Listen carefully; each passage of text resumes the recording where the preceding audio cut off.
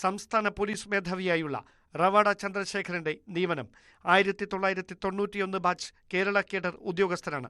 Thiruvananthapuram city police commissioner അടക്കം കേരള പോലീസിൽ സുപ്രധാന പദവികൾ വഹിച്ചിട്ടുണ്ട്.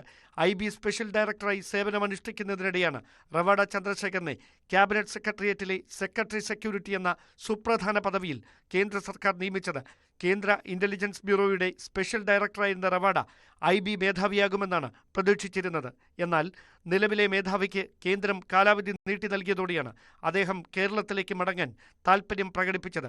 സംസ്ഥാനത്തെ DGPമാരുടെ സീനിയോറിറ്റി പട്ടികയിൽ രണ്ടാമനാണ് റവാഡ.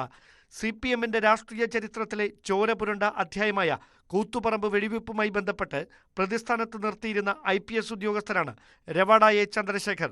CPMന്റെ രക്തസാക്ഷി രാഷ്ട്രീയത്തിലെ വൈകാരിക സംഭവമായ കൂത്തുപറമ്പ് വെടിവെപ്പുമായി ബന്ധപ്പെട്ട ഉദ്യോഗസ്ഥൻ തന്നെ ഇടത് സർക്കാരിന്റെ കാലത്ത് പോലീസ് തലപ്പത്തേക്ക് വരുന്നത് വലിയ രാഷ്ട്രീയ കൗതുകത്തിനും ചർച്ചകൾക്കും വഴിവെക്കുമെന്നുറപ്പ്.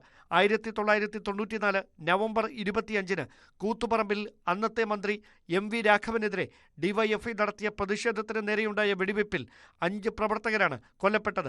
അന്ന് കണ്ണൂർ ASP ആയിരുന്ന റവാഡ ചന്ദ്രശേഖരനെതിരെ പിന്നീട് അധികാരത്തിൽ വന്ന നയനാർ സർക്കാർ കേസെടുത്തിരുന്നു. എന്നാൽ 2012 ഹൈക്കോടതി അദ്ദേഹത്തെ കേസിൽ നിന്ന് കുറ്റവിമുക്തനാക്കി. കൂത്തുപറമ്പിന്റെ ചരിത്രം തടസ്സമാകാതെയാണ് രണ്ടാം പിണറായി സർക്കാരിന്റെ അവസാന വർഷം റവാഡ ചന്ദ്രശേഖരനെ സംസ്ഥാന പോലീസിന്റെ അമരക്കാരനാക്കിക്കൊണ്ടുള്ള രാഷ്ട്രീയ വിട്ടുവീഴ്ചയ്ക്ക് സർക്കാർ തയ്യാറായിരിക്കുന്നത്. Dan Kurian, news 18, Thiruvananthapuram. അതാണ് സാഹചര്യം. എന്തായാലും റവാഡ ചന്ദ്രശേഖരൻ സംസ്ഥാന പോലീസിന്റെ പുതിയ മേധാവിയായിട്ട് വരികയാണ്. അങ്ങനെ സുപ്രധാനമായ പോസ്റ്റിലേക്ക് റവാഡ ചന്ദ്രശേഖർ എത്തുന്നു. റവാഡ തന്നെയായിരിക്കും അടുത്ത പോലീസ് മേധാവി. തെരഞ്ഞെടുപ്പ് കാലത്തുമെന്ന് പ്രത്യേകതയുണ്ട്. അരുണ്, ഈ പോലീസ് മേധാവിമാർ നമുക്കറിയാം സംസ്ഥാന സർക്കാരിൻ്റെ കൂടി താല്പര്യമുള്ളവരാണ്. ചില രാഷ്ട്രീയ താല്പര്യങ്ങളൊക്കെ അതിൽ പ്രതിഫലിക്കാറുമുണ്ടല്ലോ. അത് കഴിഞ്ഞ കാലത്തും ഉണ്ടായിട്ടുണ്ട്. ഇപ്പം റവാഡ ആയാലും നിതിൻ അഗർവാൾ ആയാലും ദീർഘനാളുകളിൽ അവർ കേന്ദ്ര ഡെപ്യൂട്ടേഷനുള്ള ഉദ്യോഗസ്ഥരാണ്. അപ്പോൾ അവർ കേന്ദ്ര സർക്കാരുമായി ബന്ധപ്പെട്ട് ജോലി ചെയ്തവർ സംസ്ഥാന പോലീസ് മേധാവി സേനയുടെ തലപ്പത്തേക്ക് വരുമ്പോൾ അത് അനഭിമതരാകുമോ? അങ്ങനെ ചില ആശങ്കകൾ ഉണ്ടായിരുന്നല്ലോ. അതിന് പകരം ഒരു DGP നിയമനം, താൽക്കാലിക DGP നിയമനത്തിന് സംസ്ഥാനം ശ്രമിച്ചെങ്കിലും അത് പിന്നീട് നടക്കാതെ പോവുകയും ചെയ്തു. അപ്പോൾ ഈ റവാഡയും കൂത്തുപറമ്പും പോലെയുള്ള രാഷ്ട്രീയ വിഷയങ്ങളിൽ ഇതിനൊരു പരിഹാരം, രാഷ്ട്രീയ പരിഹാരം ധാരണയുണ്ടായ ശേഷം തന്നെയാണോ ഈ തെരഞ്ഞെടുപ്പ് ഉണ്ടായിരിക്കുന്നത്?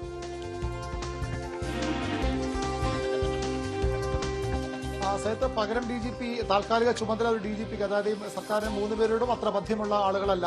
ആ 3 പേരെയും സർക്കാർ ആ രീതിയിൽ തങ്ങൾക്ക് അനുകൂലമായി നിൽക്കുന്ന ആളുകളൊന്നും അല്ലെങ്കിൽ അത്രയധികം താല്പര്യമുള്ള ആളുകളൊന്നുമല്ല. നേരത്തേക്ക് നിയമിക്കുമ്പോൾ സർക്കാരിന് താല്പര്യമുള്ള ആളുകൾ തന്നെയായിരുന്നു പോലീസ് മേധാവി സ്ഥാനത്തേക്ക് എത്തുന്നത്. പക്ഷേ ഈ 3 UPSC അംഗീകരിച്ച പട്ടികയിൽ 3 പേരോട് സർക്കാർ അത് താല്പര്യമില്ല. പക്ഷേ അപ്പോഴാണ് സർക്കാർ അത് മറ്റൊരു വഴി ആലോചിച്ചത്.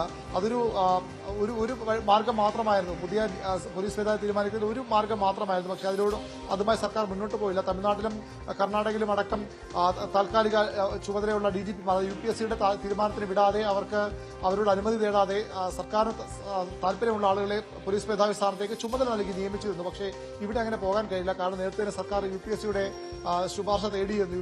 UPSCക്ക് പട്ടിക കൈമാറിയിരുന്നു, ചുരുക്കപ്പട്ടിക. അതുകൊണ്ട് അവർ പരിഗണിച്ച ശേഷം വീണ്ടും അത് മറികടന്ന് നിയമിച്ചാൽ അത് വലിയൊരു നിയമപ്രശ്നങ്ങളിലേക്ക് പോകും. പ്രത്യേകിച്ചും ഈ സംസ്ഥാനത്തെ നിലവിൽ ഈ പോലീസ് മേധാവിയാകാൻ താല്പര്യപ്പെട്ട ഉദ്യോഗസ്ഥരെ കോടതി പോയേക്കാം. അത് സർക്കാരിന് കോടതിയിൽ തിരിച്ചടി ഉണ്ടാകുമെന്ന ആശങ്ക സർക്കാരിനുണ്ട്. അതുകൊണ്ടാണ് ആ വഴിയിലേക്ക് സർക്കാർ പോകാത്തത്. അതുമായി ബന്ധപ്പെട്ട നിയമ തടസ്സമൊന്നും ഉണ്ടായിരുന്നില്ല. പക്ഷേ പിന്നീട് കോടതികൾ ചോദ്യം ചെയ്യപ്പെടാം എന്നൊരു ആശങ്ക സർക്കാരുള്ളതുകൊണ്ട് തന്നെ സർക്കാർ അതിലേക്ക് പോയില്ല. പകരം സംസ്ഥാനത്തെ കീഴ്വഴക്കം അനുസരിച്ച് UPSCക്ക് പട്ടിക കൈമാറുകയും UPSC നൽകുന്ന പട്ടികയിൽ നിന്ന് ഒരാളെ നിയമിക്കുകയും ചെയ്യുക എന്ന ഒരു കീഴ്വഴക്കത്തിലേക്ക് സർക്കാർ വരികയായിരുന്നു. CPMന്റെ ഏറ്റവും പ്രധാനപ്പെട്ട സമര ഏടുകളിലൊന്ന്, അത് പ്രത്യേകിച്ച് DYFIയുടെ ഏറ്റവും സുപ്രധാനമായ സമര ഏടുകളിലും നമ്മുടെ രക്തസാക്ഷി ചരിത്രത്തിലും ഏറ്റവും പ്രധാനപ്പെട്ട ഒന്നിനാണ് കൂത്തുപറമ്പ് വെടിവയ്പ്. അന്ന് അന്നത്തെ മന്ത്രി MV രാഘവനെ തടയാനെത്തിയ DYFI പ്രവർത്തകരെ പോലീസ് വെടിവെച്ചു കൊന്ന സംഭവം സംസ്ഥാന രാഷ്ട്രീയത്തിലെ ഏറ്റവും കറുത്ത ദിനങ്ങളിലൊന്നായി അതിനെ വിലയിരുത്താം. അവിടെ ഏറ്റവും പ്രധാനപ്പെട്ട ഉദ്യോഗസ്ഥനായിരുന്നു അന്ന് റവാഡ ചന്ദ്രശേഖർ എന്നതാണ് CPM അദ്ദേഹത്തോടുള്ള ഒരു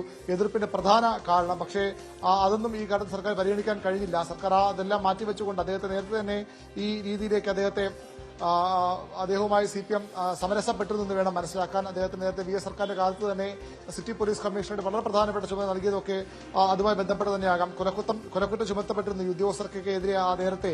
പക്ഷേ 2012 ഈ റവാഡ ഉൾപ്പെടെയുള്ള പോലീസുകാർ ഉദ്യോഗസ്ഥരെ അന്ന് കോടതി വിമുക്തരാക്കിയിരുന്നു. അതായത് ഇവർ ഔദ്യോഗിക കൃത്യത്തിന്റെ ഭാഗമായുള്ള നടപടിയായി മാത്രം കണ്ട് വ്യക്തിപരമായ ഒരു വൈരാഗ്യത്തിന് പേര് നടന്നൊരു കൊലപാതകമല്ല എന്നൊക്കെ കോടതി വിലയിരുത്തിയും ഇവരെ കുറ്റവിമുക്തരാക്കിയിരുന്നു. അതുകൂടി പരിഗണിച്ചാകാം ഒരുപക്ഷെ സർക്കാർ CPM നേതൃത്വം നൽകുന്ന സർക്കാർ ഇപ്പോൾ റവാഡ ചന്ദ്രശേഖരനെ കൂത്തുപറമ്പ് വെടിവെപ്പിന്റെ പ്രധാനപ്പെട്ട ചുമതല ഉദ്യോഗസ്ഥനെ ഇപ്പോൾ സംസ്ഥാനത്തിലെ ഏറ്റവും മുതിർന്ന ഏറ്റവും ഉന്നതനായ പോലീസ് ഉദ്യോഗസ്ഥനായി പോലീസ് മേധാവിയായി നിയമിച്ചിരിക്കുന്നത്.